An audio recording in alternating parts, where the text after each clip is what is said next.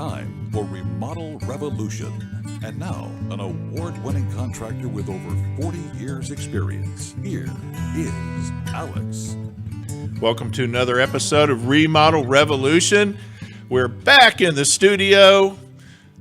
We feel like we're back home again where we belong. We're coming to you from the world headquarters of Remodel Revolution, deep in the heart of the great state of Texas. We have a fantastic show today. I sure have missed you. Now, I know I've been doing a few shows from home, but it's just not the same. I don't have Ziggy, I don't have the studio. And so here I am, and I'm a happy camper today, and I hope you are all doing well. Today's show, we have a fantastic guest, Bess Dickson. Bess Dickson, excuse me.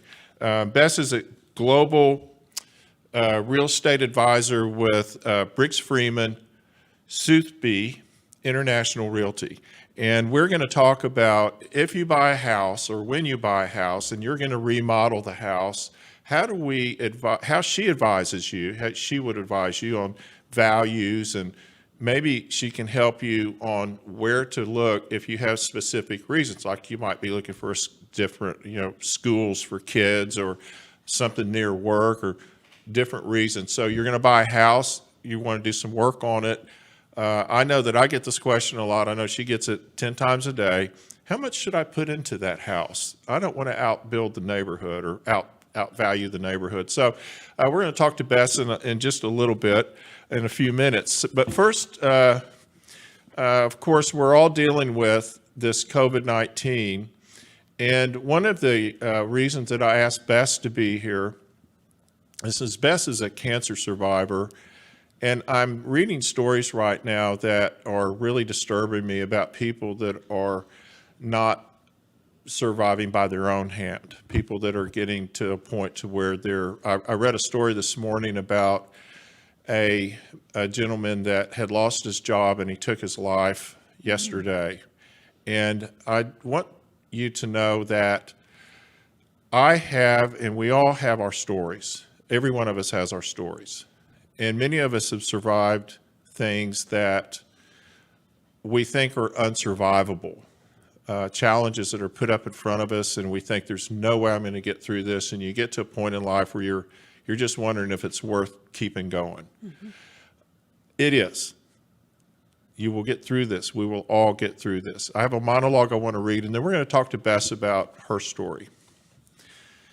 During our lives, there are moments in time that reset and redirect us as individuals and as a society. Events that we're not prepared for, cataclysms that seemingly arrive at the silence of the night, like a bad dream that we just can't wake from. More than just a dream, this pandemic, once considered an inconvenient anomaly, is now altering the very way we will carry on our lives for years to come. Many of us, including me, want to wish it away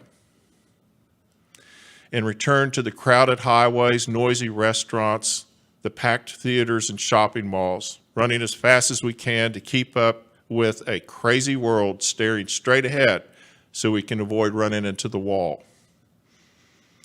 But in the year 2020, it will be known throughout history that we were forced to hit the brakes on our plans and realign our priorities. We are now required to look past ourselves and contribute to the well-being of our friends, neighbors, and indeed perfect strangers that we didn't know existed in our small universe just 3 months ago. Now we must work together to survive, or we risk calamity and collapse. It sounds harsh, but to be perfectly frank, I believe that this is a wake-up call that someday will be seen as a turning point in history, a time that brought families together by tearing at the very fabric of our existence. Someday in the future, we might look back and be thankful that life brought us together, that events caused us to protect each other, and that we finally reconnected with our humanity as it pertains to the whole of our very existence. So let's be clear about one thing: we will survive. Not because of science or politics, not because of summer or winter, but because we are resilient and we are warriors at heart. As I've said before, nature's been trying to eliminate life since the very beginning of time, but life has a way of overcoming the odds, and we will prevail. So my friends, have faith, stay strong, and say I love you with absolute abandon. Those are my words today. Send me an email or a message and tell me what you think about it. And now I want to introduce my friend, Bess Dickson. Hello, Bess. Howdy, Alex. How are you? I'm fantastic. I'm fantastic. Absolutely. We're back, and it's so fantastic to have you here with me. Well, thank you. I Thank think you. that At a safe distance. yeah, we're social distancing in the studio. It's amazing. You have an amazing story of survival yourself, and I know we've talked about this, and many of us have stories of survival. And it's often so easy to get caught up in the moment and think there's just no way I'm going to get through this. So let's talk about Absolutely. Bess Dickson's story of survival. Oh, golly. And I appreciate you sharing with us. Well, you're welcome. However I can help. I'm very humbled to be here every day. Every day. It's a gift. Every day's a gift. So me, survival. Well, found out I had triple negative breast cancer in the middle of a parking lot in November of 2017. I spent 2018 battling it. And so coming up July 20th of this year will be year 2 of being told I was free and Wow. clear. So it was Free and clear. Free and clear. It was quite a Wow. surprise. When I went in for my follow-up checkup following a double mastectomy, my doctor, Dr. Lee at Parkland Medical Center, which Parkland is a, I'm going to shake just thinking about it, but it is you don't have to go to heaven to meet angels. You can just go to Parkland. I'd stay on earth. I tell you what, because it is a county hospital, so everyone is welcome there, and they are busy all the time. Pre-COVID, and I cannot even imagine what they're going through now as a family unit, because Parkland does run as a family unit. They are an amazing group of people. So how Anyway. many times during your experience did you ever have one of those moments where you just thought this is it? Or when they first told you, what was your reaction? Probably a bit unusual. I actually laughed. Really? I'm that awkward friend that you have that at a funeral. When faced with adversity, my first thought is, of course. So how are we going to win the game? So laughter, I So guess. you took it on. So I took it on, right? Because we all have challenges. Some of them are less pleasant than others. I mean, some of them are, which shoes should I wear today? And others are, should I run the red light or should I wait? I love your perspective. And so mine was, well, do we give up and say, I guess I'm done, or just, well, okay, bring it on, let's do it. So my next deal is that I went and ran, because for me, running my entire life has been an opportunity to mental reboot mindset, and so I went and ran the Katy Trail. Put a plug in for one of my favorite charities, the Katy Trail. That's fine. That's fine. And got some perspective, and it's like, okay, what's next? So zipping back around to Dr. Lee, so on the 20th of July, 2018, for my follow-up from the double mastectomy, she came in and basically shrugged her shoulders and said, well, you did it. This appointment was supposed to be talking with you, sharing with you next steps, which was to be radiation and additional chemo. And she said, here's the test. And she showed me, and she had highlighted all these 5 sheets of all the testing that they had done. And she's like, look, it says 0, 0, 0, 0. Wow. She goes, it's completely gone. She goes, so I'm canceling all the rest of your treatment. You just keep on running. Wow. So Wow. You know, I also had in my lifetime a a relationship with the fear of dying from disease. And and also, it's very interesting, when they went in to do biopsies on what they thought were tumors in my lungs, they pulled me out from the CT and woke me up and said, "You can go home, we're giving you your money back." And I said, "Is it that bad?" And I mean, seriously, I thought, well, they're just sending me home because they're saying, what's the point? Well, they had gone away. In 6 weeks, they had gone away. Yay. And that's when I woke up and said, God is good. And that's what made me wake up every morning and say, it's going to be another great day. Absolutely. Another day in paradise. That's 'cause we're right. here. And the point of this discussion I wanted to have with all you folks out there, and I love all of you, each and every one of you so much, and appreciate you, is that sometimes you think it's the end of the road, and that's not necessarily true. You need to keep fighting, and you need to understand that life presents these things to you, and it's your job to overcome it. It's your job to take it on and do the best you can, and understand that you don't have to go to an extreme measure. It will be okay. Give tomorrow a chance. And as my friend Bess says, that's why what'd you say? That's why Oh, I always tell my kiddos, it's like, that's why it's called earth and not heaven. Because if it was perfect, then what was the point? Exactly. So- Thank you so much for sharing with us. Oh, Thank you well, you're so sweet to much. ask. That's really awesome. So let's get on with our show today. One of the things that happens in remodeling in particular is people are always telling me that they don't want to overspend. So they'll say, well, we want to do this, this, and this. This is our dream, but I don't want to outspend the neighborhood. I might sell in 5 years. I call it the 5-year plan. And trust me, folks, the 5-year plan turns into the 20-year plan before you know it.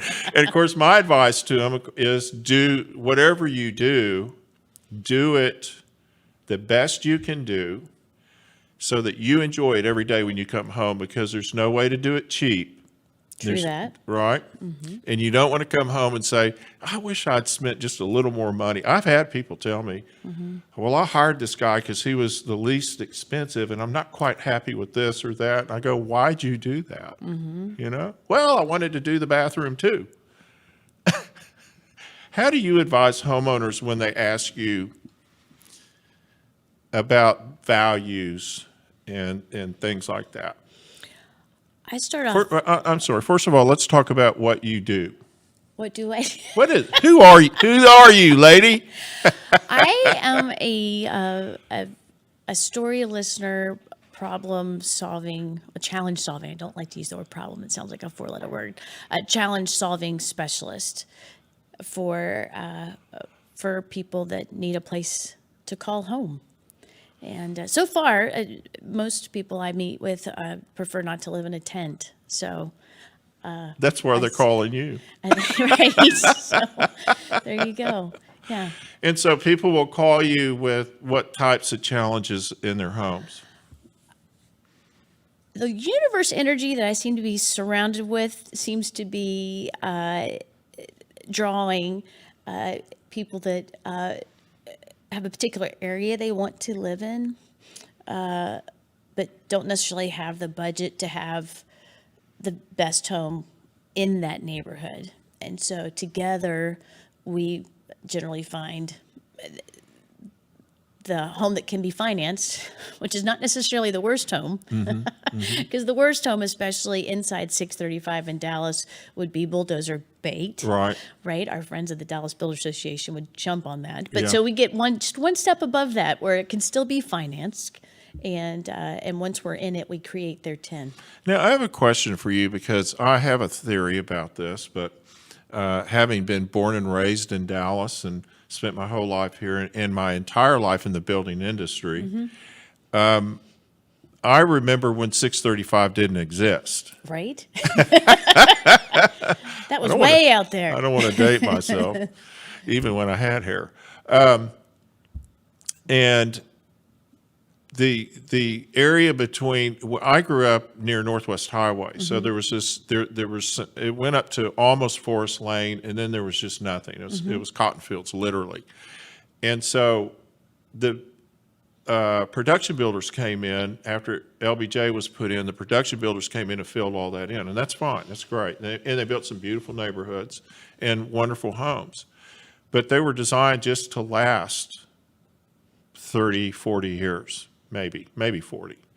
And they weren't particularly great quality. But I mean, there was a lot of things because we didn't have the things back then that we have now. We didn't have the building products. We didn't have the knowledge. We didn't have a lot. We were just plopping houses down as fast as we could because people wanted to buy them. Energy was cheap, so you weren't worried about energy efficiency. Forced air conditioning, central air and heat was brand new. It was just coming into the market, and it was still in its infancy science-wise. I mean, nobody knew anything about it. They just stuck it in there to keep people cool in the summer. Right. And so now we're at this point where, do you remodel that house or do you bulldoze that house? There's some value, there's some way of reaching this value of yes or no. How do you determine that? Is it just numbers? Is it just no? Golly, what a loaded question. I'm going to get you in trouble. It is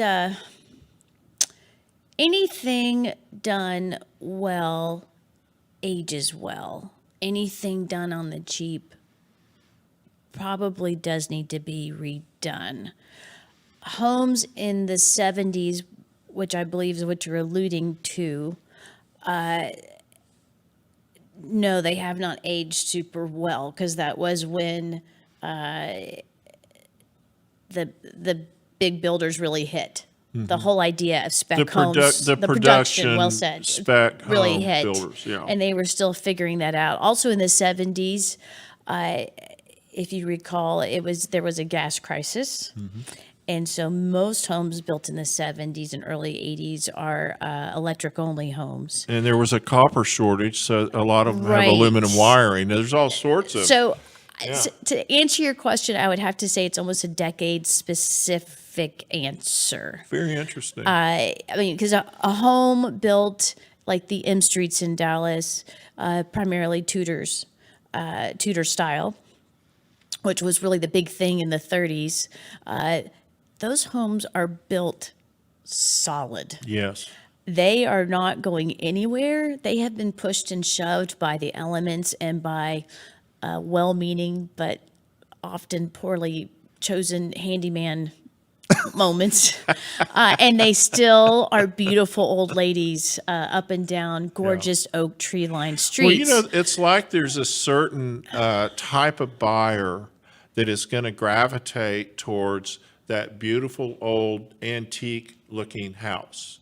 And then there's a different buyer, and these are the people that I'm dealing with both sets all the time, that doesn't want that. They want new, brand new, out of the box, like buying a new car. I want that new car smell.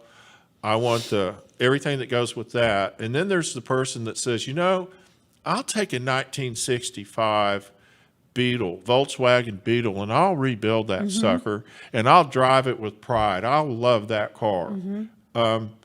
Is that sort of the same attitude in home buyers? Very similar, I believe. Yes. Let's face it, an older home, and that's really technically defined as anything built, if we want to be strict about it, an older home defined as anything that was built not using the current International Building Code. So Technically speaking, that means 90s. a home built in 2015. Yeah, Right? Because yeah. the newest building code came out Really? in That's 18. interesting. If you think about it, Yeah. I mean, when you define new home or, I guess a newer home as one that is built to current standards, that's what we're talking about, right? So it just all depends. So yesterday Terrible I answer, looked at but- a house that was built in the 80s. It's in DeSoto, Texas, which is south of Dallas. And I probably knew the builder. Probably still do. I don't know who it was, but I probably knew him. At any rate, I go through this house, and it has not been touched. I mean, it is literally like it was the day they bought it. Same carpet, I think. Same everything, same floor, same So cabinets. was it Miami Vice turquoise? Because then you'd know. That's a good point. That's a good point. Yeah, no, it's beige, but it's dirty beige. There you go. So it was replaced. It was replaced. There's your tell. And then the master bathroom has all the cultured marble everything, and you just walk in there and gag, and so the entire house, interior of the house, has to be redone. It's got popcorn ceilings. It's got all the stuff that you see that over the years no one's actually really touched, and it was cared for. So here's what I look for, and this is something that maybe you talk to your clients about. I go around, and the first thing I look for is the foundation. I look to see, are there cracks in the foundation? Are there cracks in the walls? Are there cracks in the brick? Is the house holding up well structurally? So I walk through this whole house, and I notice, wow, no, it's solid. How do I know it's solid?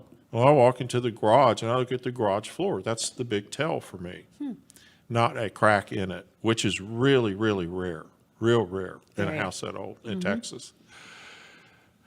And so I tell the owner, and she's just buying this house, and I said, you have got fantastic bones in this house. This is a house that I would not hesitate at all to go in and completely redo it and feel like I've really invested into a home, because it's going to be there another 30 or 40 years or longer. Is that kind of what you're advising? I mean, is that what you're looking for when people are coming to you trying to figure out what to do with a house? Yes. I mean, you definitely want to look at the bones, right? But you also want to look at the area as a whole and how that fits with their lifestyle. And I'm focusing in on the home buyer owner, not the home investor, because that's two different buying profiles, two different focuses, I guess. But for both groups, yes, you start with the bones, and then you decide. Then you decide your investment.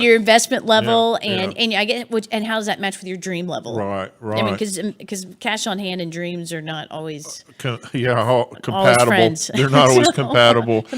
Hey, we're going to take a quick break. I kind of talked right through it. I've got to get back into the habit of being in the studio, and Ziggy was just pointing the red dot on the middle of my forehead from his gun. We need to take a quick break. We'll be right back. The hardest working and arguably most important system in our homes is our air conditioning and heating system. It heats the air, it cools the air, and it filters the air. That's why it's so critical to have it checked and maintained by the very best professionals available. It's time to contact Total Air and Heat at TotalAir.com. Get that system pruned and tuned. If you want to have the very best experience, you've got to hire the very best company. Total Air's employees are honest, well-trained, and thoroughly background checked. I never have to worry about sending their technicians out to my clients' homes. Family owned and operated for 3 generations, Total Air and Heat has been a fixture in North Dallas for over 60 years. Total Air is a proud dealer of the Trane air conditioning systems, and you know how hard it is to stop a Trane, so give them a call at 972-881-0020. That's 972-881-0020, or contact them at TotalAir.com today. Welcome back. We are here with Bess Dickson with Briggs Freeman, Soothby International Realty. Did I say that right? Close. Okay, close enough. She's a global real estate advisor. And one of the things Bess is really involved in is the preservation market. Yes. And so are you like a preservationist? I am a certified historic home specialist. Yes. What does that mean? That means I have dug in and to find out about the history as much as about the structure of the home. Because especially when you get to those homes that are historic, meaning over 50 years old, there's a lot of heart in that home. Right. Like if those walls could talk, right? Right, It should be a show. Right. Actually, it is. That's the home. That's the Preservation Dallas home. That's where I got that.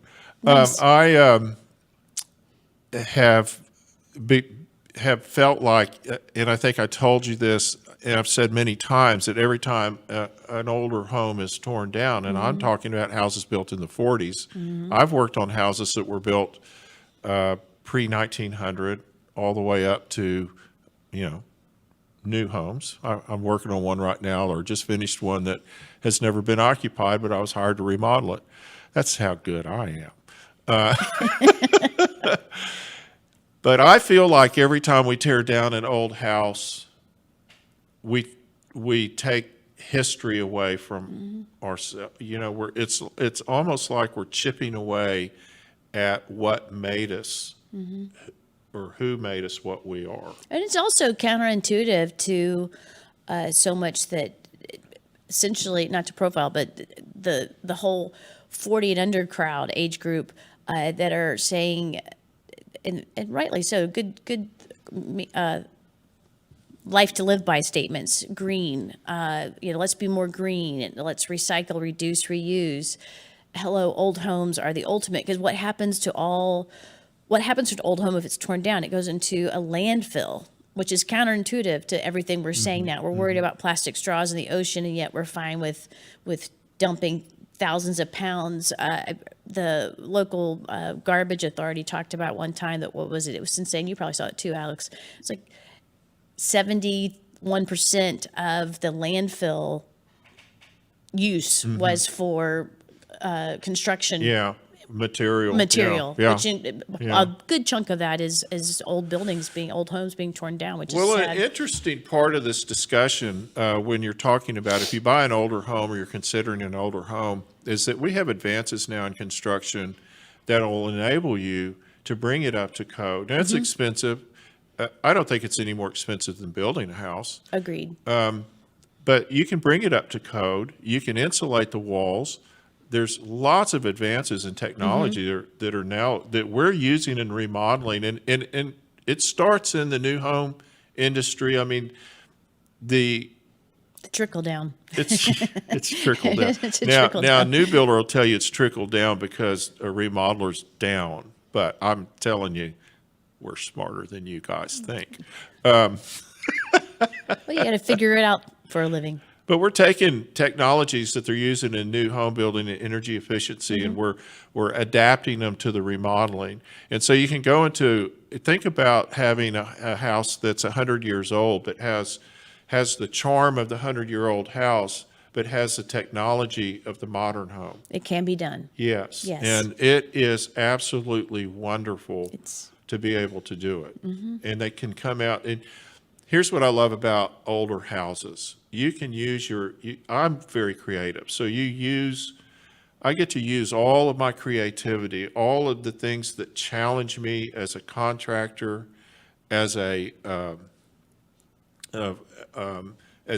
business person, because I have to figure out how to do it where it's cost effective Right. for the homeowner. biggest bang for the buck. Yes, absolutely. And now I have technologies that are allowing me to do that as I learn to understand them easier and easier. And there's also technologies coming out that I don't always agree with. I don't always think that everything that they do is the right thing. I have a lot of discussions with remodelers and builders that there's certain things, that code requirements that we go, well, that just doesn't fit this. That doesn't fit this type of house or whatever. Which you're touching on something that's really, I think, a huge check mark or plus in the column of should you tear down or should you keep. And that is older homes are grandfathered in. They have grandfather privileges. That's and true. so you Yeah. actually, unlike a new build home, a historic home, an older home, you get to literally pick and choose which of the building codes you'd really want to follow for this particular instance. So you get to insert a lot of common sense into the building code, which is a privilege only granted to older homes, not to new builds. And that's true, and I hadn't really thought about that. That's great advice. So the thing is people, a certain type of there's a certain type of person that really likes the comfort of that older home. We have now, you and I have seen these generations change. So we've seen well, for me, it's my older clients' kids calling me up now wanting to redo houses. I go, man, I told one last week, I said, you're making me feel really old. Would you just call someone else? I didn't really. But there's a different generation of home buyer. There's a different, and I guess that changes with each one. I've worked now for 3 generations. I'm in my 40th year. So I've worked basically for 3 generations of home buyers. Well, each generation has its own influences as well, right? So you have, the greatest generation that was influenced so much by the Great Depression and wars. So they had to figure out how to use, to the best of their ability, make a home out of what they had, right? So, you took everyday objects and you repurposed them to be other things. Because that's what you didn't throw everything away. You didn't throw everything away, and then we moved on to the new hotness, right? The 50s and 60s, 70s, where everything was new and fairly inexpensive, and so newer, better, right? And anyway, and now that's right. It's interesting. I think that a part of the PC world that we're going to see, the post-COVID world, will be maybe a boomerang back to how do we make the most out of what we had. Homes will benefit from that. I think you really hit something that's right on it, that each generation deals with a challenge. Ours right now is COVID, but we've been through 9/11. We've been through lots of stuff. Our generation has, and it really affects how they see the world. Absolutely, it's their filter. It's what they see. And going back to home and the desire for so much to have a new home, I think HGTV had a great influence.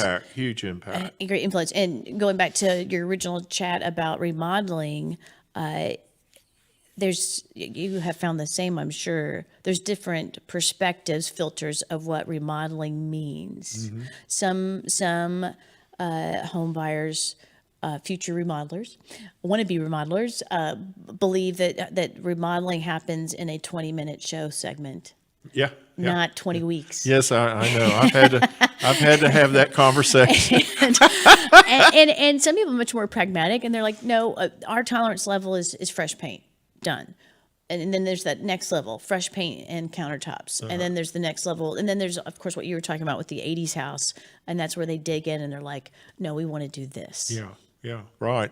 And it's and then you throw in complex building codes now.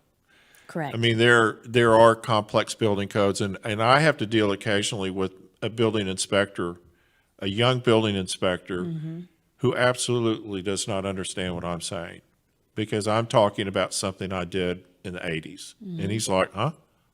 he just What's a doesn't. rotary phone? Yeah.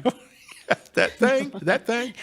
And so there's a lot of challenges when you're remodeling an old house. Another challenge that people have in remodeling older homes, historic homes, is simply materials and craftsmen, tradespeople that understand how to work with that style. I think it takes a very special type of experience and tradecraft to go into a house that's 100 years old, and when you walk away, you don't want anybody to know you ever worked on it. You want people to walk in and go, wow, this house is really well preserved. Right? That's my goal. That is supreme. Yes. Yeah, and that's hard. That's hard to do. It's not easy. And we don't have the craftsmen or the materials necessarily. Well, it's not readily apparent. You have to do a little digging. Dallas is blessed, and that is we have many tradespeople that are historic home specialists to a certain degree. We have several great architectural antique spots. Discount Home Warehouse is one of my favorites. They're over on Empire, and they're a blast. They actually started off as being wreckers. They were paid to come in and destroy old homes, and it broke their hearts. And so they started this whole business now where basically they wheel and deal and say, okay, fine, we'll tear down this house, but we get to keep everything. Well, and we've had people like that, of course, for years and years. When I first started, and I was doing a lot of houses in Oak Cliff, and that's exactly, we would go to the salvage companies, and they saw a business. There's a couple of them that I could name that it's maybe still be in business. I don't know. And there's I can't remember their name, but there's a millwork company, millwork in Oak Cliff. Speaking of Oak Cliff, that has the original templates that they used to cut much of the millwork that's on Swiss Avenue. And so they're being called now, 100 years later, to help resuscitate or repair a Swiss Avenue house. And they, in fact, cut that millwork originally. There's an old guy down there by Methodist Hospital named Lil Cox, who used to make all the, his dad, around the turn of the century, turn of the last century, his dad made all of the screens and screen doors for all these houses around Dallas, Oak Cliff. No kidding. Yeah, he was fantastic. And when you'd walk into his mill, all of those, all of the mill heads were all hanging. They were all hanging down from the ceiling with labels on them. So you'd walk in and have to kind of duck around them and everything. Wow. He was fantastic. Wow, what a treat. And he made my shutters, and we used to make all our shutters out of cypress. And, we were able, up into the 90s, we were able to really replicate everything because we had those old guys there, and they knew exactly what they were. It was really, really fascinating talking to them because of their history. But when you walk through their mill and you saw all those cutter heads that were hanging, that were the old original trim, the crown molds and the base molds and all of that the different stuff. reliefs. You were looking at history. It was really amazing. Give you shivers. Yeah, it was fantastic. They're harder and harder to find, but there's still some there. There are some. We have a challenge in materials just because, and it's probably a good thing that we're not going down, mowing down big, beautiful trees in the Amazon like we were. I don't think we are anyway. And so we don't have access to a lot of things, or it's a lot more specialized if we do. So that's just a different challenge that, like you say, we're overcoming in different ways. How is the preservation attitude in Dallas, in your opinion? It has improved quantifiably since the 70s when it first began. In the 70s, it was started by Virginia McAllister, who I am sad to say recently moved on. April of this year, we lost her. Virginia literally wrote the book on old houses. It's called A Field Guide to American Homes. If you adore homes, it should be dog-eared and on your bookshelf. And it is just a walk through memory lane. Memory lane. And if you want to actually walk through A Field Guide to American Homes in 3D, actually, if you'd like to get out of your house and go for a drive, then please go to Swiss Avenue in Dallas.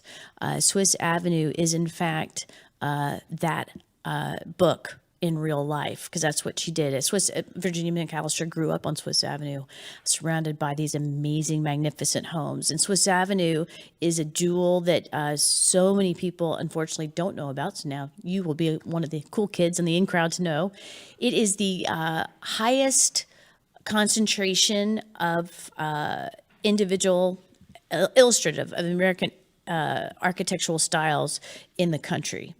It is so unique, in fact, that Sherwin-Williams has a national contest every year of who can use their paint in the most original and unique ways, and usually it's a home on Swiss Avenue that wins.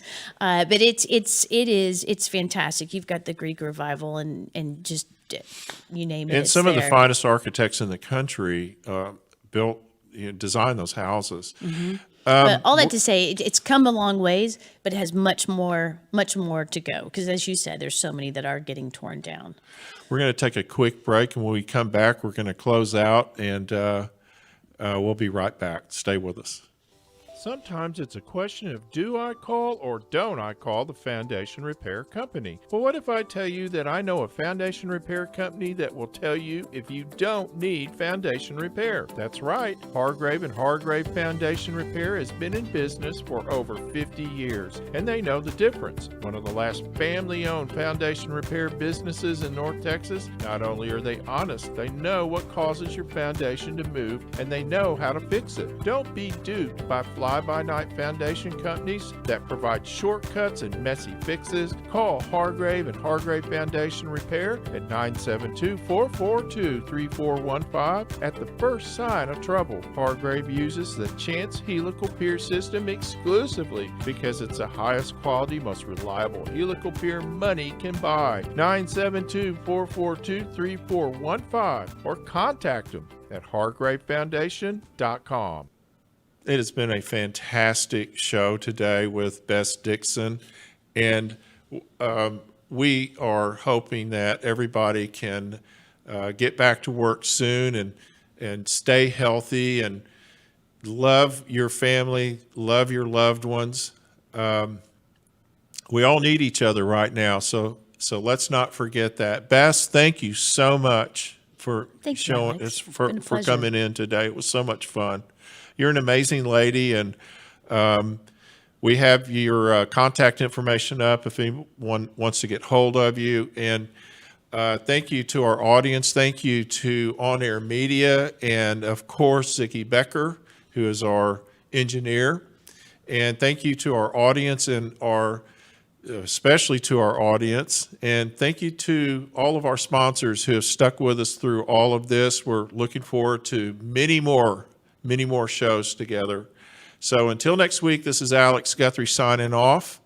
I'll see you on the comeback. The views and opinions of this program are for educational and entertainment purposes only and are not intended to replace the recommendations of a hired professional. You can catch Remodel Revolution anytime.